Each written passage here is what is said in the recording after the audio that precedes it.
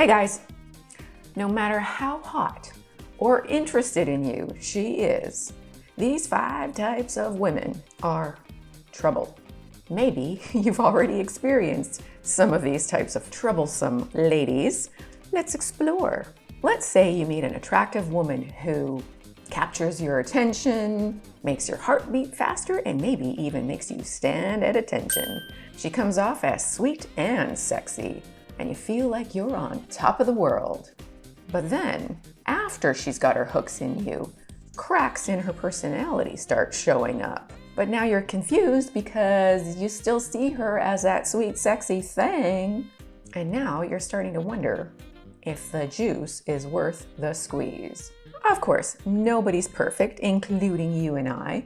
So if she's only got 1 or 2 of these traits in a mild form, well, she might still be worth considering.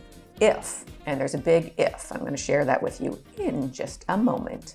But if she's got most or all of these traits in spades, then you might want to be running for the hills. So if you want to save yourself from feeling confused, frustrated, and exhausted, you might want to watch for these 5 types of women that are trouble. If you're new to my channel, my name is Anna Jorgensen. Welcome to Just the Tip. So let's get into it. And yes, some of these traits men can have too, so make sure you're watching that you don't have any of these traits that are kind of troublesome. Trait number 1, she thinks she's better than you. If you meet a woman who is smarter and or more educated than you, but holds it over you like a weapon, you might want to be wary. Now that's not to say all women who are highly educated or very smart are trouble. Not at all. But if she expects you to increase your education just for the sake of status, or worse, she puts you down for your education or intelligence, that's a big red flag. And if she uses biting or condescending sarcasm to make you feel bad, definitely run. Because there will definitely be a power struggle until your self-esteem is so diminished as to make you feel worthless when you're really not. You have smarts in other ways. 2, she takes everything personally. Now this one is all too common. When she sees every decision you make as an intended affront to her, she's always going to be disappointed. Example. Let's say you have to work late one day, so you cancel plans or you postpone. And instead of being understanding, she takes it personally and accuses you of never making her a priority. Then you feel like you have to work overtime just to please her. Or she makes you a sandwich, and so you go put some mayo on your sandwich because you like mayo. But she then accuses you of not liking her cooking when you just really wanted mayo on your sandwich. Is that such a crime? To her, it is. Number 3. Drama queen. Oh boy, you guys are familiar with this one. Okay, so you know how I've said in past videos that women need to feel safe and to be stimulated? Well, if she's emotionally unhealthy and doesn't know how to create healthy stimulation in her own life by, say, taking an educational course or learning a new skill or trying out a new hobby or whatever, if she can't manage her own stimulation, then she will turn to drama to create stimulation. In fact, she likes to create drama and instigate it, and then she acts like a victim. She would definitely win the gold medal in guilt tripping you. So if the girl you're interested in or dating or with likes to start fights kind of out of nowhere, that's a red flag. And if the best sex you have with her is only ever after a fight, red flag. Along the same royalty lines is for acting like a princess.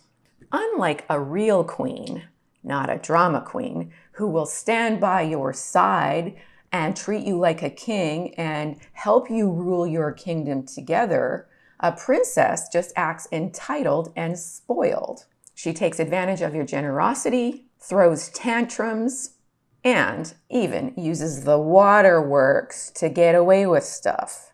Key point, princess behavior often comes from daddy issues. Not bad daddy, but too good daddy. If her daddy always sided with her, especially when it went against mommy's opinion, then she's learned that she can get away with anything with men. Number 4, attention hoe. Attention hoes. We've got an attention-seeking hoe in aisle 6, attention-seeking specimen in aisle 6. If she's constantly seeking attention from other men because she says you don't give her enough attention, red flag, especially if she's got nothing substantial to back it up. Even worse is if she uses excessive, naughty, or sexual innuendo to get attention from other men, like your friends.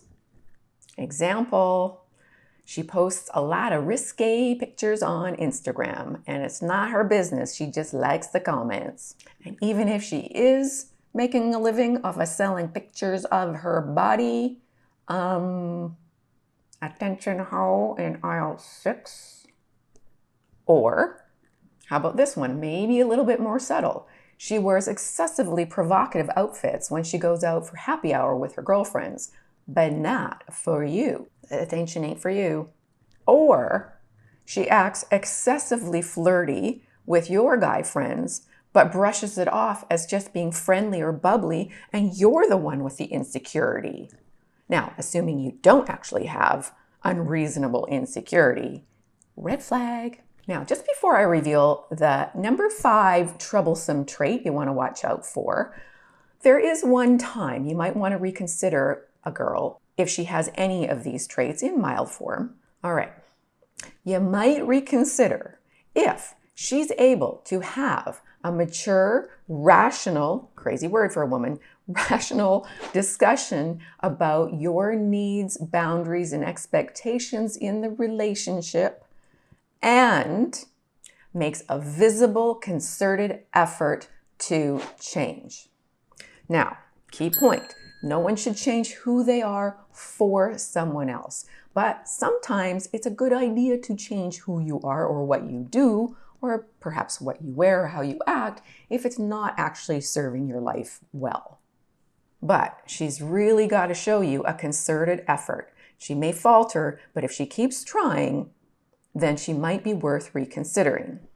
What does a concerted effort look like? It looks like apologizing. It looks like changed behavior. I'm going to give you a real life story, and then I'm going to share with you the 5th trait that could be troublesome and is one that I am recovering from. All right, example. So I know a couple who, when they were first dating, she would wear what he considered slutty outfits. He told her, she got mad, but he was willing to walk away. So she reconsidered and decided to give it a try. She ended up not only changing her style, but she opened a classy clothing store and became well known in the community as a fashionista of style and class by both men and women. Again, never change something about yourself that you actually really like. If they don't like it and you actually really do, and you're not just allowing your pride or ego to get in the way, then you're probably just not a right fit. Now, if you want to know how to ask your girl for what you want and get more of what you want and less of what you don't want, you're going to want to watch my video on how to handle conflict with an angry woman, which also gives you a strategy for asking for what you want actually from anyone. All right, the last trait, the perfectionist. That used to be me. My saying used to be, if better is possible, is good, good enough? Or perfect, but good enough. I know. Now my saying is, if better is possible, is good, good enough? Sometimes it is. Sometimes good enough is good enough. Okay, but to the non-recovered perfectionist, her standards are so high, nothing you do is ever good enough. She's a control freak and always wants things to go her way. And even when you do things her way, it's still not good enough. She nitpicks everything you do, no matter how hard you try. For example, she nags you about putting the dirty dishes in the dishwasher. But when you do, then she nags you that it's not done right, instead of thanking you for making the effort. I'll tell you why this is a sneaky one in just a minute. But first, side tip for the ladies. If you want more of what you want more of, you must reward all the small steps toward it. Actually, that's good for the guys too, but women are way more guilty of not doing this. Otherwise, he feels like it'll never be good enough and he might as well give up in advance rather than make the effort and still get crapped on. Now, side note for the guys, the reason women don't want to reward, or it's not that they don't want to, but they instinctively don't reward because they're afraid you'll take advantage, even though you've probably given her no reason to think that. And another little extra, just the tip, for the ladies, sexual rewards are well appreciated by men. But what's even more appreciated when he's doing his best to meet a need of yours or a request of yours is a thankful, appreciative attitude. RESPECT. Okay, but now here's why this one is a little bit of a tricky one. Because she's just as hard on herself, if not more hard on herself, for her imperfections. So you somehow feel that you've got to step up to be able to meet her impossible standards to somehow make life easier for her. So definitely watch for signs that she's judging you, but also that she's too unreasonably hard on herself. Key point, it's healthy to have healthy standards, but impossible standards makes her impossible to please. Now remember, they don't teach this stuff in school, and we're all a little bit emotionally dysfunctional because we didn't learn how to not be. So just expect that you're going to have to work through some things. And again, if you want to know the specific words to use to get more of what you want and less of what you don't want in a way that's a win-win and will be far better received by her, then you definitely want to check out my video on how to handle conflict with an angry woman, which can also be titled, How to Get More of What You Want from Anyone. Thanks so much for watching all the way to the end. Thank you for your donations, and thanks for being here. God bless.